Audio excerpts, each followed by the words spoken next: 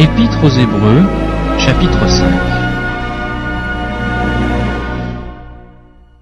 En effet, tout souverain sacrificateur, pris du milieu des hommes, est établi pour les hommes dans le service de Dieu, afin de présenter des offrandes et des sacrifices pour les péchés. Il peut être indulgent pour les ignorants et les égarés, puisque la faiblesse est aussi son partage. Et c'est à cause de cette faiblesse qu'il doit offrir des sacrifices pour ses propres péchés, comme pour ceux du peuple. Nul ne s'attribue cette dignité s'il n'est appelé de Dieu, comme le fut Aaron. Et Christ ne s'est pas non plus attribué la gloire de devenir souverain sacrificateur, mais il la tient de celui qui lui a dit « Tu es mon fils, je t'ai engendré aujourd'hui ». Comme il dit encore ailleurs, tu es sacrificateur pour toujours, selon l'ordre de Melchizedek.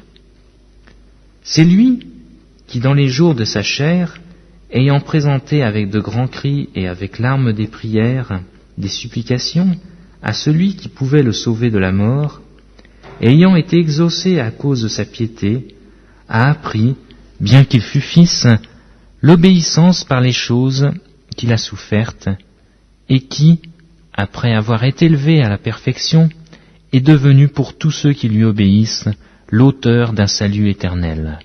Dieu l'ayant déclaré souverain sacrificateur selon l'ordre de Melchizedek. Nous avons beaucoup à dire là-dessus, et des choses difficiles à expliquer parce que vous êtes devenus lents à comprendre.